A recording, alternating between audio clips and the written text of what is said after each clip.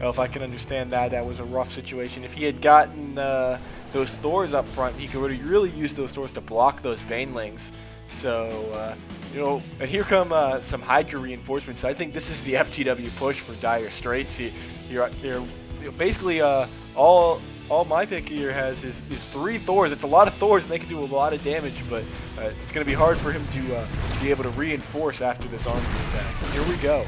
I agree. Those Thors are actually going to rip up these Hydralisks. This is a bad position for. He's not going to be able to move in right now. I really would like to see him bust out some different units here. Perhaps Banelings again. Thors can only fire at 1 unit at a time, to my knowledge. And if he brings in a whole bunch of Banelings, they'll be able to bust through once again, allowing hopefully some Speedlings to be brought along here. And to follow it up would be an extremely effective move right now. But of course, we can see everything going on the map here. Ayamis getting brave here, moving his units outside of his base. Hopefully, Ayamis will, and he does, right as I'm about to say it, lifts up his orbital command, decides to go ahead and expand himself. And we see Direstrait here throwing a bunch of spine crawlers down in front of his natural. It's nice and fortified up right now. And we see a brave little drone who could, moving across the map, dropping down that second expansion for Direstrait. So he's doing what Zerg do best, Danny, macroing it up. Absolutely. I would like, he's got a Roach Warren down actually now too. I would like to see him, he's actually building up that Nidus Worm right now. I was about to say, I want to see that Nidus Worm, and here it comes, rolling in the back door. All those Hydros can't come in the front. Let's roll it again. He's got that Queen with him too. He's going to do the, he's going to poop out that creep again and just really make, really be effective. And here we go. Here comes the, here we go.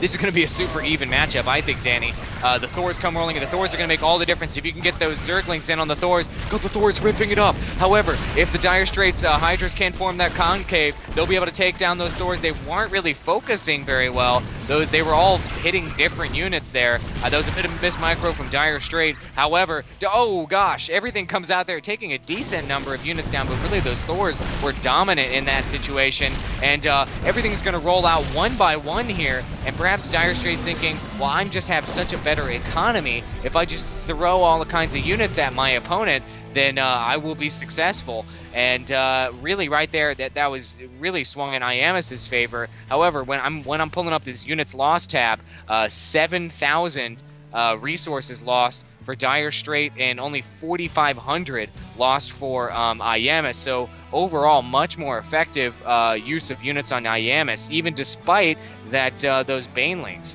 Yeah, absolutely. And the idea of throwing units, just wave and wave of units, is correct, but he needs to have them more bunched up. He needs to throw more units at once. A group of here we go, those Zerglings streaming in, just not a good stream in there. But the idea, sending 5 groups of 10 units is vastly inferior than sending in 50 units. I'm just kind of throwing random numbers out there, but that's pretty much what it comes down to.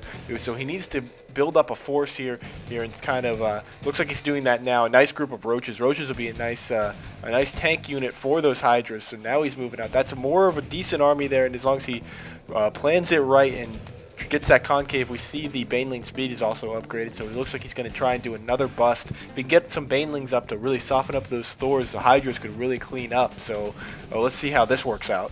Actually, this might work out pretty well. Finally, we have a nice little group of units here. These Roaches are going to be tailored to take down these Thors. They do extra damage to armored, focusing down. Oh, Thor number 1 goes down. What about Thor number 2? You've got to take him down. These Thors just pumping everything full of that. Thor number 2 goes down. They're in terrible shape, terrible shape. Get up, get close to that siege tank. The siege tanks are going to take everything down with their splash damage.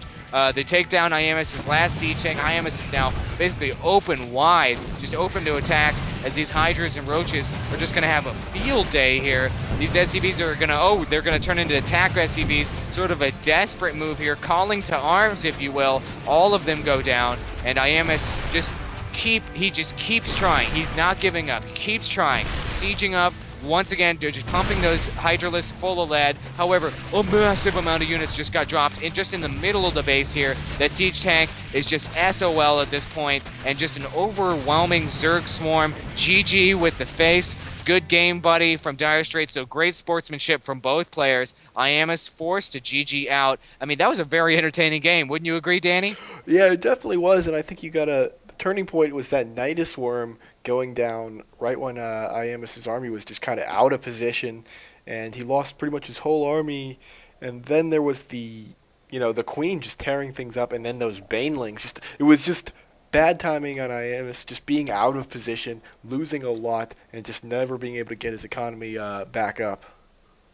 That was just super exciting. Thank you for submitting that to us, Direstrait. If you have any more sick Nidus Worm action in your other replays, send them on over to us because we loved that. So, ladies and gentlemen, if you like what you've seen here, you can head on over to our YouTube channel. That's youtube.com/FTWBroadcasting. Click the little blue bar here at the bottom of the heart, though. That'll bring you over to our channel. That's the quick way. Also, you can click in the center of the heart to subscribe to our channel. When you click that button, Danny does a dance. Doesn't matter if he's at work, in the bathroom, in a just an unopportune situation. Click that button and he will do a dance. And also, if you want to submit your own replay, if you want us to cast your game, your exciting game, send it on over to FTWBroadcasting at gmail.com and also give us a nice little synopsis of why your game is interesting. That's what Direstrait did, so that's why we casted this. Thanks for watching, folks. We got another cast coming up soon.